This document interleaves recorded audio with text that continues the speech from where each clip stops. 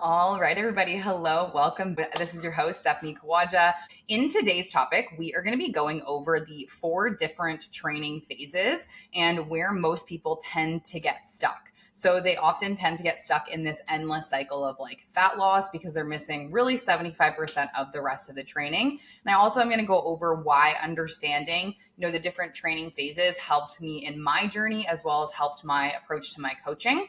So we'll go over the 4 training phases, which are basically fat loss, maintenance, muscle building, also known as like a bulk, and then the reverse diet, which is one of the biggest things that people tend to miss because we're so focused or can be so focused on the fat loss and we don't actually think about what comes after. So if you're just joining live, hello, welcome, come on in. Make sure you post your questions in the comments here so I can answer them as we go.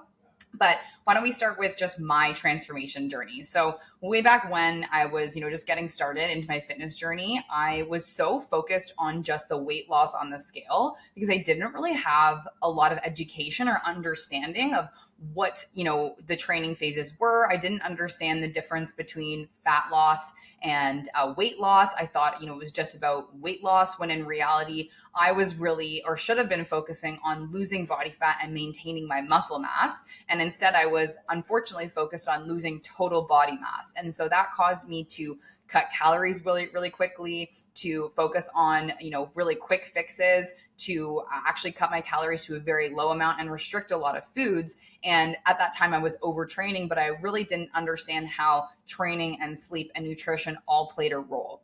And so as soon as I, understood and I did more research and I had trainers and nutritionists and, became to get more educated, I realized that I was doing everything wrong in the sense that I was only focusing on the fat loss. And I missed on, how to maintain my muscle mass in the process, as well as what actually comes after that. So let's just dive right into the first phase, the fat loss phase, which is probably one of the most common goals that comes, my clients come to me for, where people want to get leaner, they want to get stronger. And in order to do that, they want to see more muscle definition, they have to lose some body fat. So the first thing I want to explain, and there's a very big difference between weight loss, so total weight loss, and fat loss. Weight loss means you're losing total body mass. So you could be losing body fat, which you are, but you also very likely are losing muscle mass. And the goal of fat loss is to minimize the amount of muscle mass that you lose and optimize for the amount of fat that you lose. In either scenario, you likely will lose some muscle mass, but if you do it correctly and in the right sustainable way, you can really maintain a lot of the lean muscle mass that you've built and just prioritize losing body fat. So let's go over when to enter into a fat loss phase. So if you're someone that wants to see more muscle definition, wants to get leaner, this phase would be for you. So if you have generally been at maintenance or a calorie surplus consistently, and your body fat percentage is typically over like 19 or 20%, plus that's where entering into a fat loss phase can be really beneficial. And you also can actually commit 3 to 4 months to this. So this is not for you if you've been, chronically under eating, maybe if you even feel extremely stressed, maybe you're coming off of restrictive dieting and you've been kind of in that yo-yo cycle for quite some time. It's not always the case, but if you have been chronically under eating or been in this yo-yo cycle and cutting calories a lot, chances are that your body is not really in its like best homeostasis state to actually enter into a fat loss phase. Why is this important? Well, when you go into a fat loss phase, it's going to put your body in under stress. So if you're already stressed, if you're already, your body's not responding properly and because of these other factors at play, going into a fat loss phase is just going to feel a little bit more challenging. You might get really frustrated. It might be harder to see results. And you also might have less caloric intake to work with because instead of being at your maintenance, which is or should be 2,000, 2,100, you're starting your fat loss phase at, 1,700 calories because you've been under eating. And that means in order to lose a pound a week, you would need to eat 1,200 calories, which is just not sustainable. So if you're at that place right now, we're going to talk about what phases are going to benefit you the most. So in this situation, the people that are going to benefit the most from a fat loss phase is if you've been, generally at your maintenance or kind of a surplus for 6+ months, and you have like realistic timelines and expectations for this. You don't have, a month goal where you want to lose a very, very large amount of weight. You understand that it's going to take some time if you want to do it sustainably and in the right way.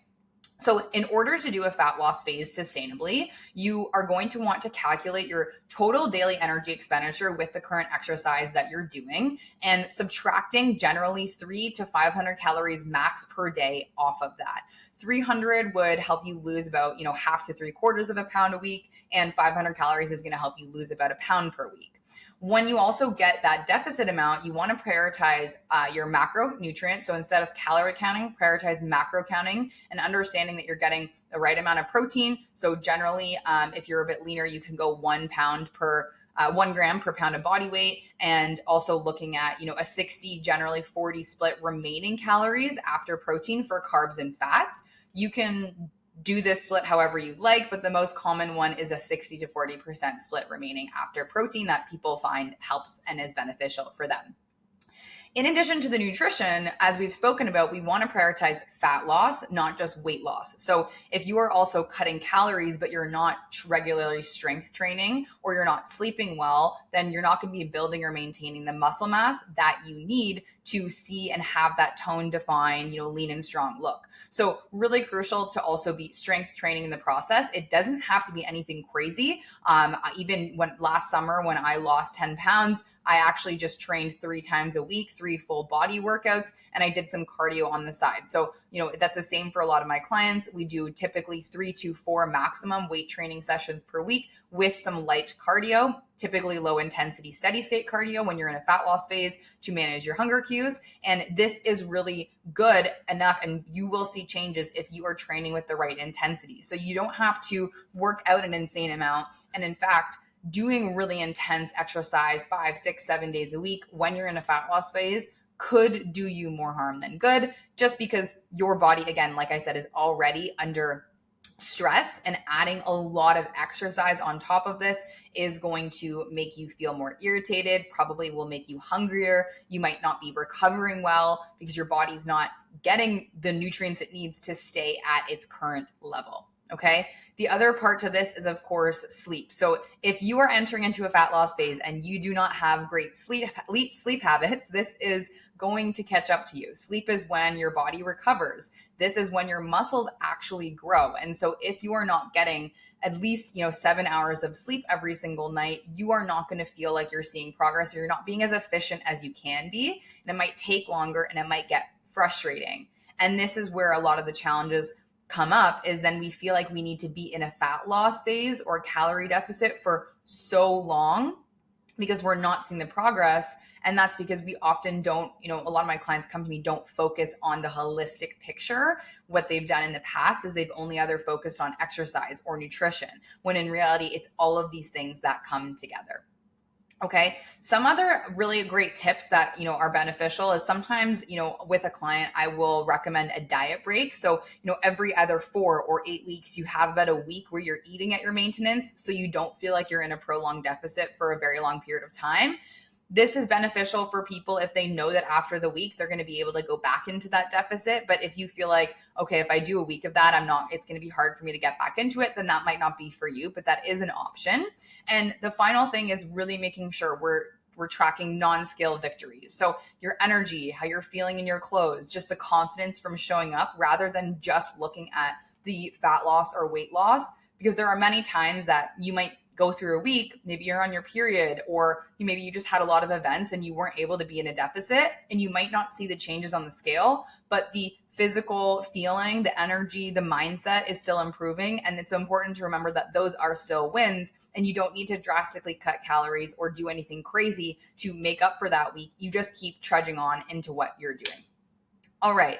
So we've talked about who's going to benefit the most from a fat loss phase. We've talked about how to do it sustainably. We've also mentioned some common mistakes, but I'm just going to go over a few more. So another common mistake is going too aggressive too fast. So doing more than a 500 calorie deficit per day. Sometimes have seen my clients in the past do 700 to almost 1,000 calories per day and really eating very, very small, low calorie meals. And while you might see changes, on the scale, you are likely losing a lot of muscle mass, and more often than not, people end up gaining the weight back just because that wasn't sustainable, and they end up having these periods of, really under eating and then overeating later. So if you have any questions about how to do this sustainably or a fat loss phase, make sure you're watching this live, just comment your question and I will answer. If you're listening this on my podcast and you're also like, okay, this is really great in theory, I'm hearing this and I really just have no idea. I have no idea how to calculate my macros. I don't know what to do strength training wise. I don't know how to stick to a nutrition plan.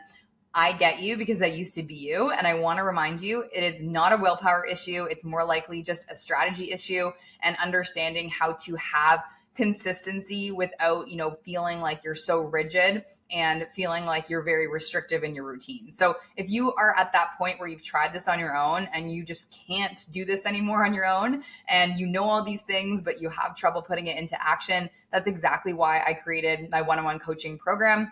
We go over everything for you. It's a custom plan on your nutrition, on your sleep, on your mindset, on your exercise to ensure you take a holistic picture to stay consistent and to feel amazing in your body. And this is especially important for my clients because I work with women who are going through big life changes next. So whether they want to become a mother one day and they want to feel confident in their bodies to do so, or they are getting married or getting engaged and they know they're having a wedding coming up and they want to just make sure they're building new habits without dragging these old patterns with them into their future, then this is exactly for you if you're hearing this and you're like, that is me. So you can send me a message on Instagram, DM at Steph Kawaja, or you can book a complimentary call in the booking link that will be posted below.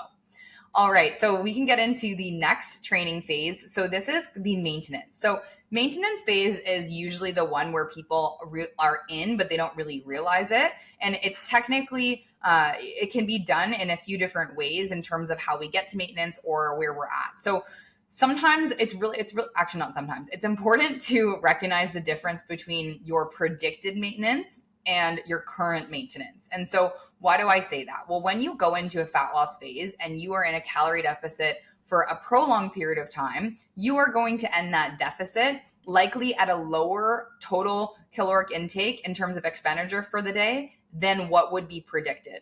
So for example, if your estimated energy expenditure that you burn in a day is 2,200 calories at your current weight and height, but you've just lost 30 pounds, your body will have gone through something called metabolic adaptation, which means your maintenance it could be 1,800 calories or 1,900 calories. So in order to effectively be in a maintenance phase, at the end of a fat loss, we need to get back to your predicted maintenance, which is what we do through a reverse, which is a separate phase. And then you're at your actual maintenance, which you can use this to also body recomp. So body recomp is where we lose body fat and build muscle at the same time. And this is a very common goal that I have people asking me for. And it's possible. However, it's going to benefit you more depending on the training phase that you're in. So if you are new to tracking macros or structured eating, if you actually aren't very familiar with weight training or you've been on and off for periods of time. So for example, if you have been going to the gym for under a year, you are going to benefit very a lot from body recomposition when you're in maintenance because your body is not used to the stimulus or stress that, comes with training or counting macros for a long period of time. So I've had many clients come to me that we actually barely put in a calorie deficit and we just focus them in a maintenance phase because they're more beginner and they've seen lots of changes in their body, building muscle and losing body fat and actually staying the same weight just because they're actually working out harder and having more structured eating more protein, lower carbs, but still having, the right macros. So this is definitely for you if you're at the point where you're like, well, I am not very consistent right now. I don't really want to go into a calorie deficit. I also just want to build muscle, and I haven't actually been to the gym quite consistently. This is going to benefit you a lot because if you train hard and properly and efficiently in the gym and you eat the right macros, you will see changes in your body. And then eventually you will need to likely go through different phases if you want to either see more muscle definition and build muscle or lose body fat. So we've just talked about who benefits the most from this and so how to execute this. So it's very similar to a fat loss phase where you need to estimate your total energy expenditure in a day. And basically from that, you would make sure you calculate your protein macronutrients, your carbohydrate macros, and your fat macros. So you can follow the same split that I mentioned in a fat loss phase, but in this scenario, you would not actually be subtracting any calories in your day, and you would just be maintaining that estimated energy expenditure you've calculated. Something that's really important to note though here is anytime you do a calculation, it is just that. It's an estimation. It is not 100% accurate. If your macro calculator tells you that you should burn around 2,100 calories a day and you try to eat exactly 2,100 calories and you fall through, but you're losing weight or you're gaining weight, then that's not your actual total daily energy expenditure. It's an estimation. So the best way to actually know what your total daily energy expenditure is to calculate your macros and calories exactly for 2 weeks. Watch what happens with your weight in that process. If you stay the exact same weight on average, then you know you're in maintenance. If you lose weight, then you know you're in a deficit. And if you gain weight, you know you're in a surplus. So this goes for all of the training phases that you will be in. Okay, so once we figure out our total daily estimated energy expenditure, then we also need to, same thing, have a regular training program. Now, many people ask me about like, what do we do with cardio in these scenarios? Do I need to do cardio? Do I not? You need to use cardio is essentially a tool. And I say always with my clients that it's not just for, weight loss. It's also for your cardiovascular health. You're going to have a really great amount of like dopamine and serotonin rush after doing cardiovascular exercises. It's just a really great way to move your body, get your blood flowing, and have energy. And on top of that, when you do cardio, like any exercise, of course, you are burning more calories. So you do not need to add in cardio in a maintenance phase necessarily from a calorie deficit standpoint because you're not trying to lose weight in this scenario. You are trying to maintain your weight and build muscle while losing body fat. So what's more important in this phase is making sure you're training, resistance training at least 3 or 4 times a week and hitting your muscle groups at least 2 times and making sure you're going to failure or close to failure for most of these exercises so that you get in with the muscle hypertrophy range. If you don't know what your failure is, then I always recommend for the first couple weeks going into a training program to actually train all the way till failure. And a lot of the times we're a lot stronger than we think we are. And what happens is your mind tells you you're at failure before your body is actually at failure. And so I even experienced this, right? Where I want to stop before I am actually at failure because it's hard. But just because it's hard doesn't mean your body can't do another rep. So I really encourage you to go into this week to actually train all the way till failure until you literally cannot do one more rep with the right form. And then at that amount of reps and that amount of weight, that is my failure point. And so every point from there, you're going to aim to get either to that level or within 2 reps of that level and consistently, progressively overloading by adding more weight or more sets or even adding some tempos into the movement so that you get into that muscle building zone called hypertrophy. So we're going through this in a lot of detail, and I know there's going to be some questions, and feel free to just pause, replay each section, whichever one is beneficial for you. If you're watching this live and you have any questions, just shoot them in the chat, and I will be sure to answer them as we go. So we've talked about, fat loss. We've talked about maintenance, who's going to benefit the most, how to execute. And last thing I want to mention here is like why maintenance is drastically undervalued. And that's because there's so much talk online about the transformation and being in a fat loss phase and all of these things that really just focus on, just losing weight on the scale. But what this causes a lot of people to forget, and in my own journey, I had no idea that there were things like maintenance and reverses that I was just so focused on, fat loss, weight loss, that I missed so much of the puzzle. And your body is not meant to be in a calorie deficit for a long time. You're not meant to be dieting 24/7. And so if that's you and you feel like you've been constantly in a calorie deficit, then there's a chance we need to either go through a reverse to get you back up to your maintenance, or just stay at maintenance right now and really focus on training, on how you feel being well fueled, on the energy that you have going to the gym. And you're going to see you're going to get a lot stronger. You're going to develop a better relationship with food. And when you feel good and your body's ready to do so, then you can enter into this fat loss phase.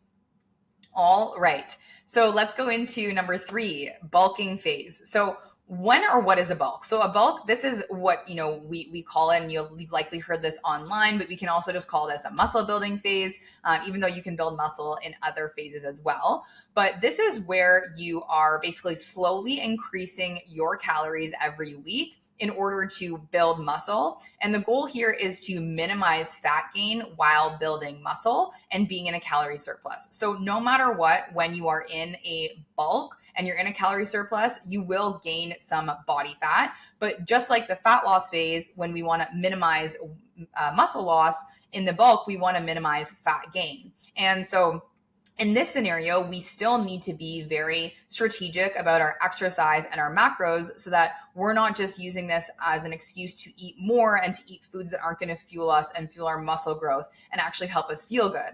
There's a lot of common challenges in a bulk where people feel quite lethargic. Maybe they feel bloated. They're not, digesting food properly. And there's all these things that can happen because we're eating more. And that's typically because we're likely adding on calories too fast. We're not training properly, or just the food we're eating isn't really fueling us properly in this. So when should you do a bulk? So this is where you are under around like 25% or 20% body fat, and you're okay with a little bit of fat gain if it means that you're going to build muscle. And this is where strength and muscle building is your primary goal. So if you're someone that you feel like you don't have a lot of muscle on your body right now, but you're quite leaner, you're going to benefit more from a fat loss. You're going to benefit more from a maintenance. If you're someone that is leaner, you're kind of happy with your muscle definition, but you want to build more muscle, you are going to benefit from a bulk. And obviously this is to everyone's preference, but if you're also then someone who doesn't know, do I do a bulk first or do I do a fat loss? You just have to ask yourself, if you're at your current state, are you going to feel comfortable slowly increasing your calories and having some fat gain if it means you'll build muscle and eventually you can go through a fat loss? The last thing I want to say about this before I move on is you do not have to do any of these training phases. This is not required. This is just an explanation of what typically happens, but there is absolutely no pressure. You do not have to go through a bulk and then a fat loss and a maintenance and then keep doing it over and over again. There's people that really like doing that and want to do that, which is great. And if you have that goal, you can absolutely do that. But you do not have to go through these different phases over and over and feel like this is like what your whole life is, because that is not required unless that is a goal of yours, right? So everything's a choice, and just providing the education here so that you can choose how you want to proceed with it. All right. So who's going to benefit the most from, a bulk? So like I said, if you don't have a lot of muscle mass right now and you're okay with some fat gain, going into a bulk is going to be really beneficial. If you've been eating at maintenance and you want to see more muscle gains and strength gains, a slight bulk is very beneficial as well. But that is only if you've been at maintenance and you feel like you're plateauing and you can't see, a lot of changes. There's a good chance that you can stay in maintenance for a long time after doing a reverse, which we'll talk about next. That will help and you'll see a lot of progress. Okay. So a sustainable approach, just like our fat loss, you can choose to do a very conservative approach to a bulk or a very advanced and fast approach. Obviously, the faster the weight gain, the more you're going to gain fat. And if you do want to minimize that, then you want to do this more sustainably. So a small surplus of 200 to 300 calories per day, where you're also progressively overloading in your training and understanding that some weight gain is normal. So what I always tell my clients is you just decide what you're comfortable with from a fat gain perspective when you're doing a bulk. And so typically a conservative amount is about like 0.2% of what your total body weight is. So basically what we would look at is, okay, if you're basically on average gaining 0.2 to 0.3 pounds per week, then that is the range that we said you're comfortable with. And that is when you would continue increasing your calories after you've plateaued. But if you're over that and you feel like that this is, not something that, not the range that you want to be in, you can always scale it back. So there's a lot of different options here. So you can do a very conservative, like I mentioned, or you can go into a more advanced or faster approach. Hello, everybody. Welcome. Come on in. I'm just looking over here now. If you have any questions as you're watching this, just make sure to post them in the comments. All right. So in terms of just fears around doing a bulk, there's some common things that we get is I'm worried I'm going to gain too much fat. I'm worried I'm going to lose control, or feel like if I'm giving myself more room to eat, then that means I'm going to eat, quote unquote junk food. These are things that I've actually heard from my clients. And the important thing to remember is, you don't have to do this. But if you do want to actually learn to be comfortable in your body at different stages, learn to push yourself, learn to actually nourish your body with whole foods a majority of the time, the more that you eat, this is going to be really beneficial for you. And it's actually an opportunity and a chance for you to rewire how you think about training and how you think about your body and food in general, because it's going to put you in an uncomfortable situation. And you can only grow from being in an uncomfortable situation. All right. So the very last phase, this is the most commonly missed phase. And this is really, really beneficial because I have so many clients that come to me that I've lost, 20, 30, 40 pounds in the past, and they've gained it back. And it's likely due to this. There's obviously other factors and nuances, but it's the fact that they don't do a reverse diet. So this really is the missing link. And as I've explained earlier on in this episode, when you lose total body mass and when you lose body weight, your total daily energy expenditure is no longer going to be what it was prior to the weight loss, because you are naturally carrying around less weight, which means you're burning less on a day to day. And your body has also gone through something called metabolic adaptation, which means that your body has adjusted to the calorie deficit that you're in. And now your actual maintenance is a little bit lower than what your predicted maintenance is. And so what typically happens at the end of losing weight, a lot of people just stop there and they just either try to keep eating at the level that they ended their diet at, or they will naturally go back to eating more to what they were eating prior to their weight loss. And this means they gradually start gaining the weight back because their body actually hasn't adapted to the higher intake, and then they're now in a calorie surplus. So a reverse diet is very similar to, you can call it a bulk. It's where you gradually increase your calories from your ending deficit. So if you end your deficit at 1,500 calories and your predicted maintenance is 1,900 calories, you are slowly trying to get back to that 1,900 calorie mark. And it's very, very small incremental increases. And this is the same as a bulk. You decide how much and how fast you want to do this. But typically with my clients, we do a very conservative approach, which is 50 to 100 calories per week maximum. That would be very maximum. And every couple of weeks, we would take the average of your weight. And if you're within the range that you're comfortable at, that's when we would increase your calories. And so over, a couple of months or 3 months, you're now back to your predicted maintenance. And if you're listening to this and you're like, that just seems like so much work, like, I don't want to do that.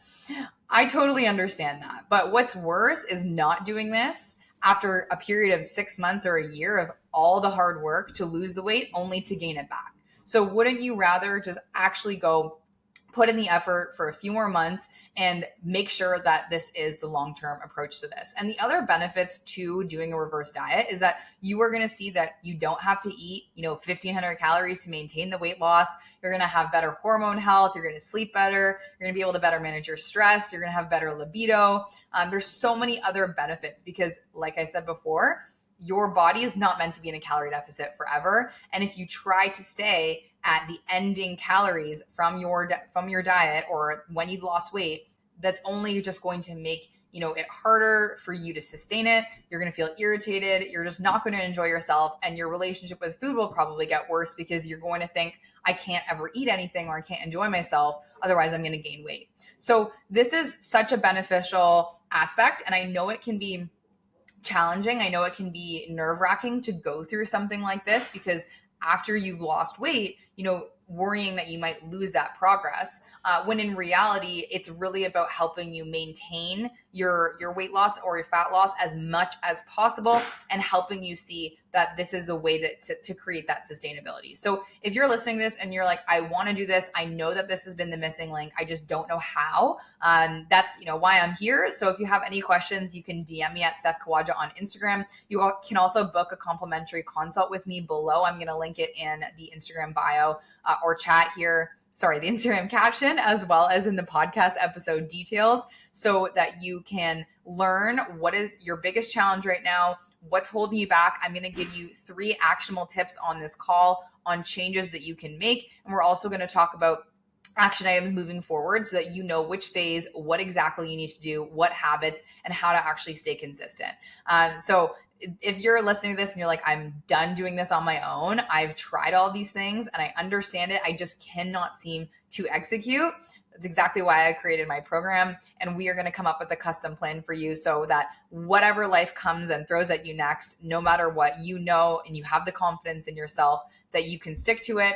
You feel confident in your body. You can go on a vacation and wear a bathing suit without second guessing, and we'll prepare you for, life's next big chapter, whether that's getting engaged or getting married or wanting to become a future mom. So if this sounds like something you want for more information on, like I said, just click the link in the bio, details of the podcast below to book a free call, or you can also see it in the caption of this live on Instagram. So thank you so much for joining. This is probably one of the most detailed lives I have ever done. So I hope this has been helpful. Tons of information on here. So if you ever have any questions or you need to replay this, go for it. There's lots of information and there's a lot of different phases. So decide what's best for you. And if you have questions on which one, you can always ask me a question and send that DM over. So thank you so much for joining today. I hope you have an amazing rest of your day, and we'll see you next week back live with a naturopathic doctor, Dr. Rosanna Ganji, where we're going to be talking about PCOS health and how to actually, maintain your fitness goals, understand your PCOS symptoms, and, hopefully reverse them and also feel good in the process. So have an amazing day, and we'll see you next week.